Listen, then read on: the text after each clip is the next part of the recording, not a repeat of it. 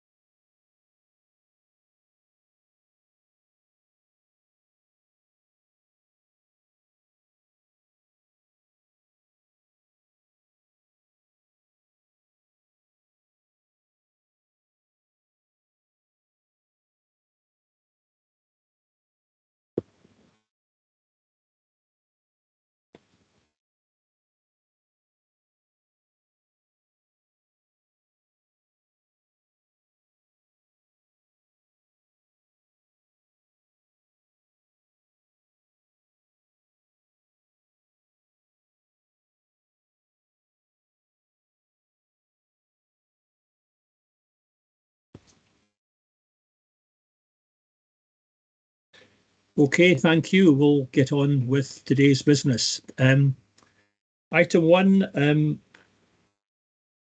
apologies or substitutions? Yes, convener, we have an apology from Councillor Fairweather.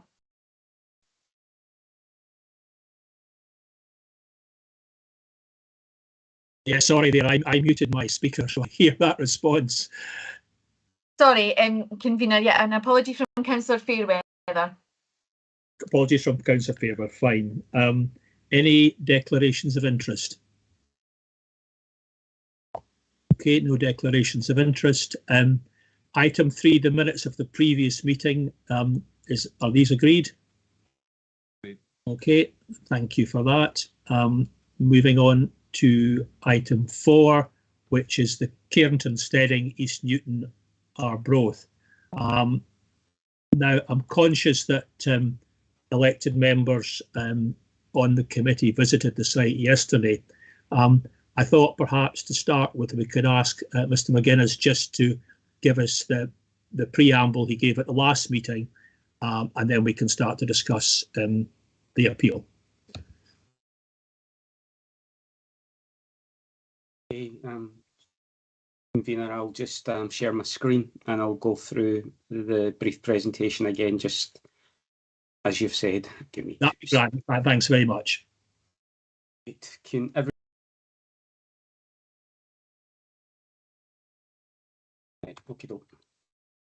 Okay. The case in front of members again this afternoon is for planning permission for the erection of 3 dwelling houses and conversion of a residential outbuilding to a single dwelling house at Cairnton, Stedding in Arbroath. The proposal would involve the demolition of a steading in order to form 2 dwelling houses, houses 1 and 2, the conversion of an outbuilding to form house 3, and the erection of a single-storey dwelling house, which would be house 4. The site identified measures around 7,600 square metres or 0.76 hectares and is bound by the B-listed Cairnton farmhouse to the northwest and agricultural land on all other boundaries. Part of the site is on greenfield land and is located within a Category 1 rural settlement unit. Access to the houses would be via the existing vehicular access to the west, where it joins the C45 public road at approximately 350 metres from the site. I can confirm that I've had no previous involvement in the application and I have no conflict of interest relevant to the case, applicant or any interested party. So I'm just going to take members through the presentation slides again and those in attendance. This is the location plan of the property. The red line boundary outlines the steadings and the extent of the site. It's, as I've described, that's 0.76 hectares, and this is, as my cursor shown, is the access road as described. These are the existing elevations of the property in question. These are in members' packs. And this shows the demolition of the buildings in red that would come away as described in my opening statement. This is the proposed site plan of how the new properties and conversion of outbuilding would be. This is house number 3 where my cursor is. Houses 1 and 2 are here. This is garden ground to houses 1 and 2, and this is proposed house 4 to the rear of the site. These are the elevations and floor plans for the proposed house 1, and the same for house 2. These are the new build houses that would come in to form where the existing building has been demolished. This is property 3, and this is the conversion of what would be the remains of the existing steading. And this is just the floor plan of house 4 and the proposed elevations for the new build. This shows members the sort of proposed conceptual drawings of the site from various angles. The bottom one shows the location of proposed house 4 in relation to the category B listed house and the steadings. This is sort of pictures from the site visit that I undertook. This is looking into the site from the access road and how the access road go into the site, and this is as described in my opening presentation, and this is the conversion building here. This is the properties that would be coming down to form proposed house 1 and 2, and these are the applicant's photos showing the site, because they do have some good aerial footage, just so members have a context. This is in the appeal statement as well, so members will have access to that later on. This is boundary of the site into where members walked yesterday, and this would be the garden ground for proposed houses 1 and 2, this building that's coming down. This is looking at it in a wider view, just showing the extent of the proposed garden ground up to the mature tree that's in the kind of middle of the site. And this is looking towards the site where proposed house 4 would be behind this ridge, as members saw in the site visit yesterday. This is the plot for 4 looking back towards the steading. So this is at the corner of the existing stalled wire fence, and the other stalled wire fence is there. And again, this is just the opposite side next to the mature tree, just showing you the view back into the garden ground for proposed houses 1 and 2 and the steadings as it is at present. This shows the plot where house 4 would roughly be, and showing the views outward towards the bay. And this is just the other part of it proposed house 4 would have. And that is the end of my presentation. I can put this back on if members want to see any of the pictures again, but that concludes it. Convener, back to you. Okay, thanks very much. Have members got any questions for Mr.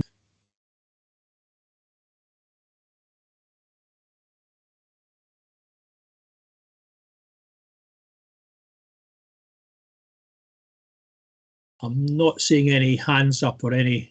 Okay, no questions. Okay, thanks very much indeed for the presentation. That was a good recap after yesterday's visit. Are members now have enough information to determine the appeal? Yes. Okay, we're all happy to go ahead at this point. Okay, if I could maybe turn first to Councillor Nicholl, can you give us your views, please? Yes, thank you very much, Convener. The steadings at the Cairnton, East Newton, by Arbroath. I agree with the officers that the old steading could be converted into housing. I believe the rest of the site is part of the curtilage of the steading, probably the old corn yard. It doesn't appear to have ever been cultivated and has various spoil heaps on it, suggesting it's not an agricultural greenfield site. I don't think this would set a precedent in passing this, and I would support the appeal. Okay, thank you, Councillor Nicholl. Councillor Brays? Well, the first thing I would say is that I have the papers for this application in front of me, and there's so much of it that I really like that's got refused stamped on it in red. We have to look at the whole application. I would concur with Councillor Nicholl, and I also would uphold the application. Okay, thank you, Councillor Brays. Councillor Durno?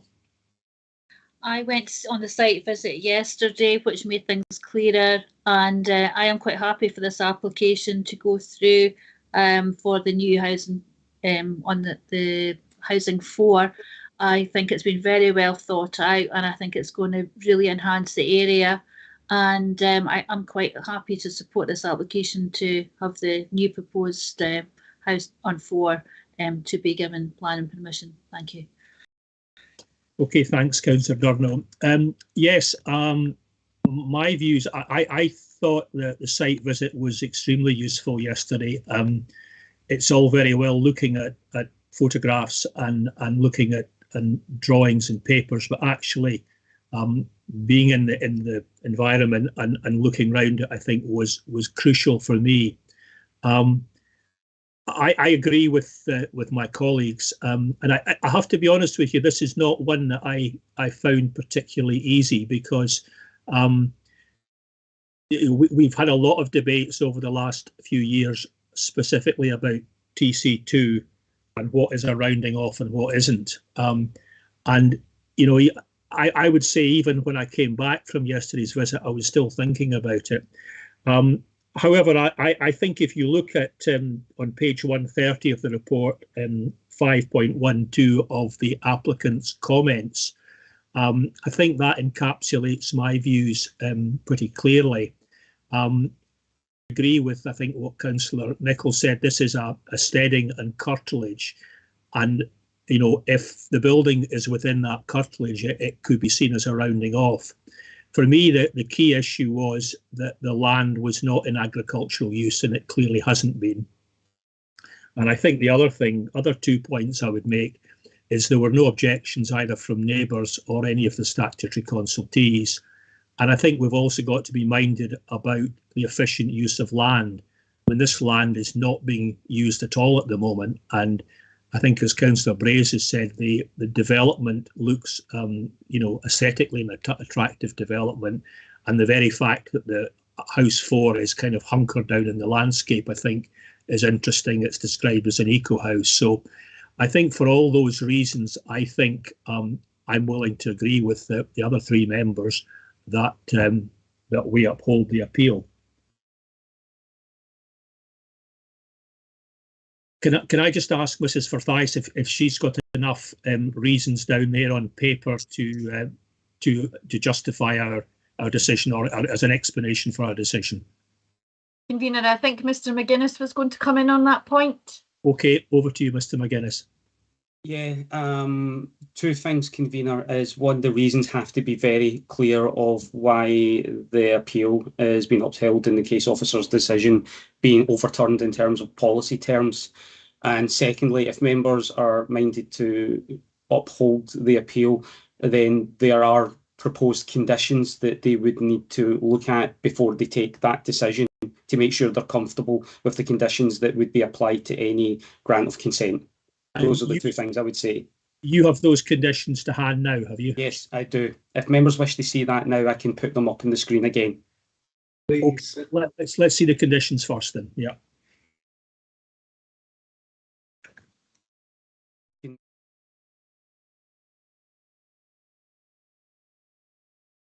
So basically, these are the conditions that are proposed to be attached to any grant of consent, and I will go through them. There are 3 conditions in total. Some of them will break, condition 2 will break 2 pages. So if members can have a look through that and then let me know when they wish me to move on to the next condition, and I will do so. I'll make it a bit bigger as well.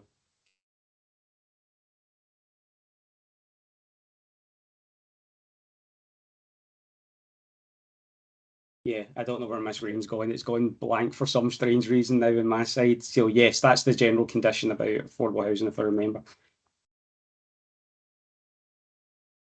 Yeah, this has come from the development management section themselves, Councillor Duff.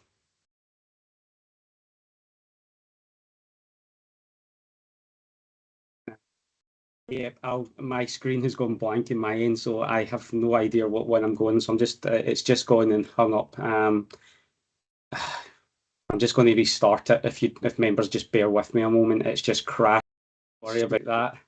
Technology. It's just restarting now. It should be 2 seconds to get it up. I don't know why it's done that. Apologies.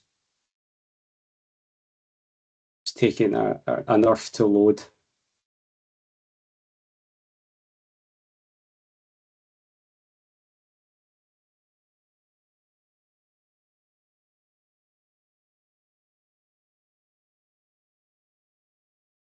We're nearly there.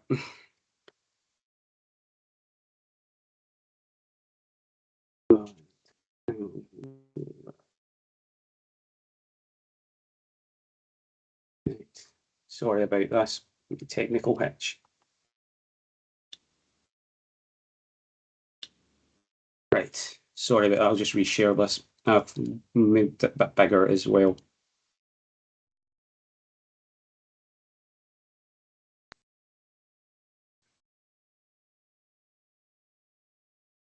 So as I said, convener, this is the one that, you know, is just generally the standard, and it sort of talks about the 25% for affordable housing and so on and so forth.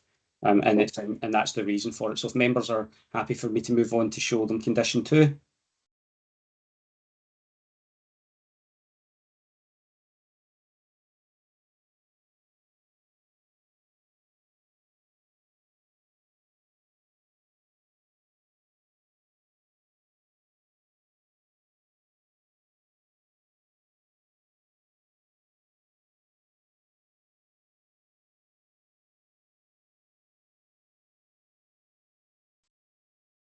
Yeah, it seems to disappear.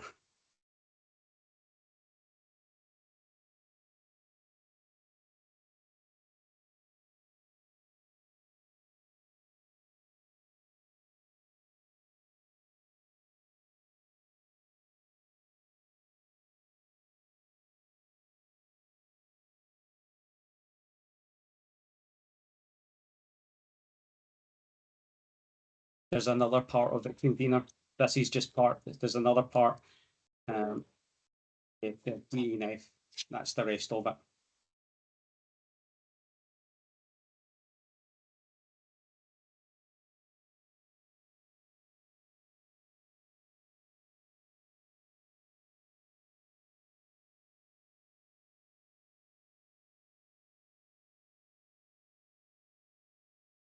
Members can let me know when they've read that. I'll go into condition 3.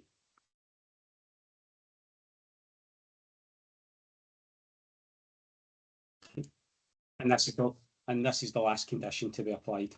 Should the appeal be upheld.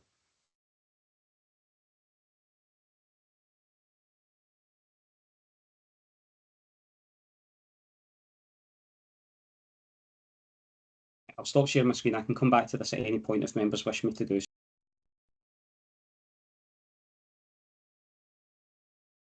Okay, elected members, are you happy with the conditions that have been proposed by Mr McGuinness and the planning service?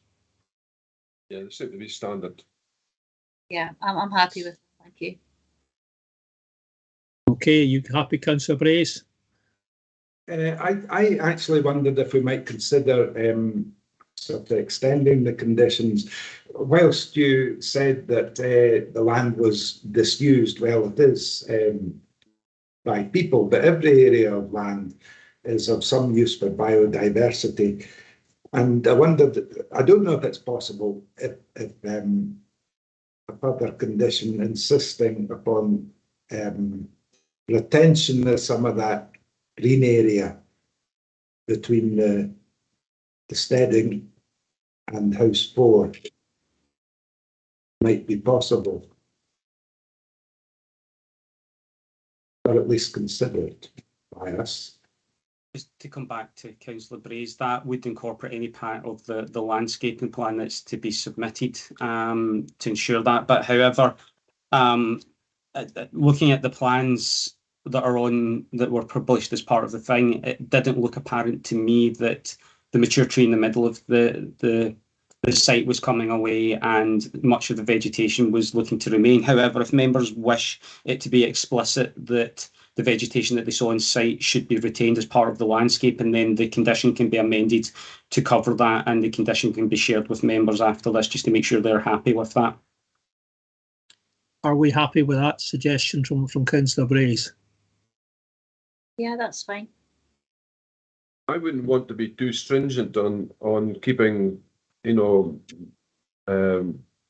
couch grass, etc., and allow, landscaping and vegetation to be put in with the new owners, etc. Where they would still have bees and bugs, etc., as opposed to just couch grass as it is just now. Is what you're really saying, Councillor Brays, that you want this land to be retained as a sort of as a garden ground? We don't want somebody putting in a sort of tarmacked, driveway or something like that. Yeah, exactly that. I mean, the need obviously for House 4 is going to need some maintained garden facility and driveways and hard landscaping. But I just thought it would be quite good if some of that, because that is a bit of a feature of that site. Is that wild and unkempt, and I completely get where Councillor Nicholl's coming from, but it is a fairly big site. There's room for some of that. There's room for a wild, I suppose, unkept area. Could we ask you, Mr. McGuinness, to craft some words to incorporate this? What we have to be reminded is the tests of conditions here, convener, that they have to be, specific and appropriate, because this will become a public, a private garden ground. I think we're stretching beyond the realms of what we're allowed to do in conditions here. I must advise you on that. I think a way around this could be, and if members are subject to it, and this is just me, this is just a bit of ad hoc, and it can be done, that members of the DMRC could ask to see the scheme of landscaping and boundary treatments to ensure that they are happy with what is being proposed before consent is granted. That's one of your original conditions. Yeah, that's what I was going to say. If our legal advisor, could sort of come in there, whether that could be done. But what it could be is, instead of adding things to the conditions, then it might be appropriate, subject to legal confirming that this could be the scheme of landscaping and boundary treatments that are being proposed by the applicant could be remitted to come back to DMRC, just to make sure that it covers what members are saying. But if that's not appropriate from our legal advisor, then I would say we have to be very, very careful about the test of conditions here, and we're straying before that. The applicant, as part of the landscaping and boundary treatments, can take the members' comments into consideration when they are performing the landscaping and boundary treatments, and they can consider parts of if they could leave it as a biodiversity wideland as private garden. However, I do think we're straying beyond the realms of conditions, and I would ask our legal advisor to maybe comment on both of the things that I have said, to see what if legal are in advice with us before we go any further forward, if that's okay, convener. Thanks, Mr. McGuinness. Could we have Ms. Byrne's view from the legal position on those conditions, and whether we could ask to see the, if you like, the boundary and landscaping details at some point? Yes, I don't see an issue with that. However, the position with that is that, in effect, you cannot decide to decide, if you like, and so it would appear to me that the appropriate position then would be, if you like, to defer for further information about the actual condition itself. You clearly disagree with that. I think the difficulty is that agreeing just now to grant subject to a condition and not knowing what the terms of that condition is means that you are effectively agreeing but not agreeing, and that presents a difficulty.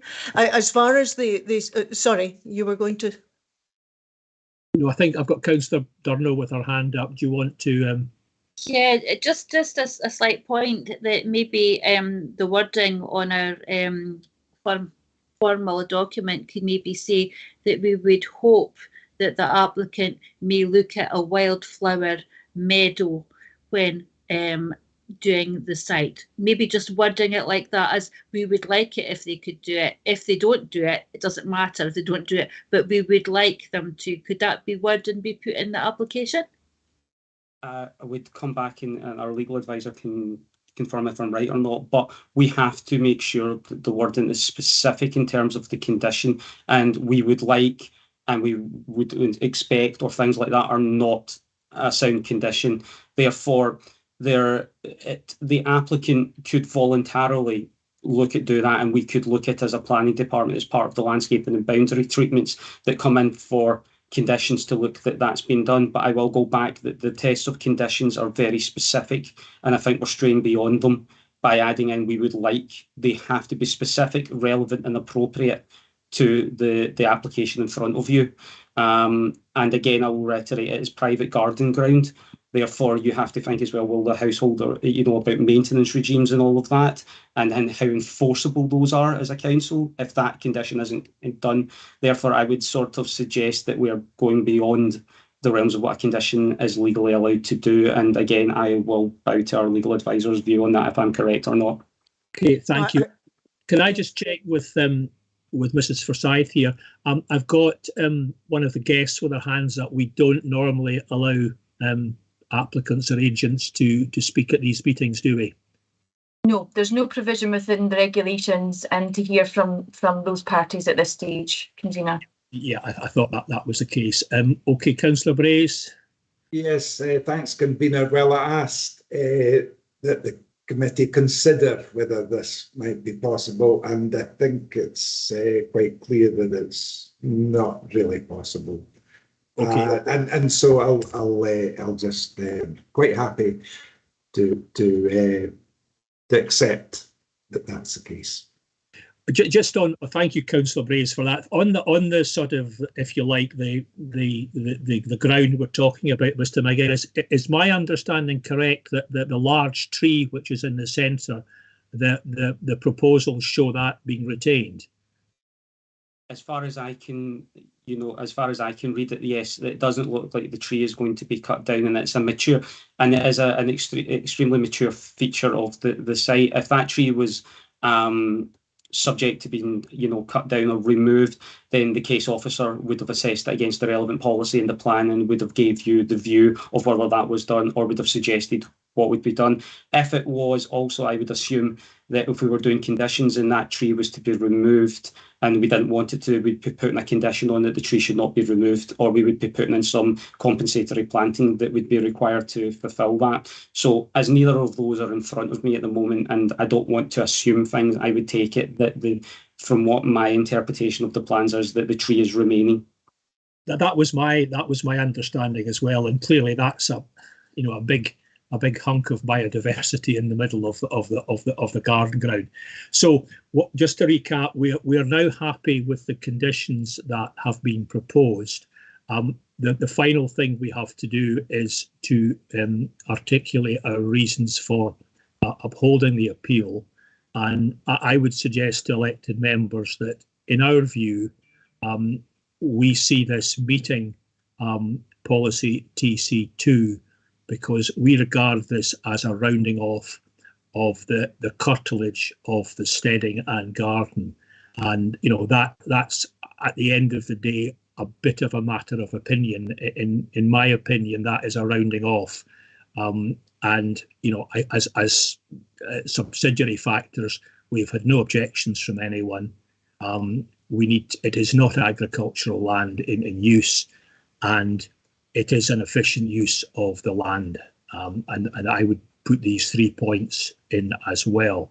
I don't know if elected members would agree with that summary. I agree. I'm happy with that summary. Are you okay with that, Mr. McGuinness? The summary is fine. I will, as doing the draft, the draft points of that, we'll put those in and Sarah and our legal advisor will have a look through that and make sure that meets the terms of what they need to do for any decision notice on that, convener. Okay, thanks very much indeed. Okay, elected members, I think we're unanimous in upholding the appeal. So just to clarify, 21/00614/full, the appeal is upheld subject to conditions that you have already seen. Great. Okay, members and guests and members of the public, thank you for your attendance today, and we'll close the meeting.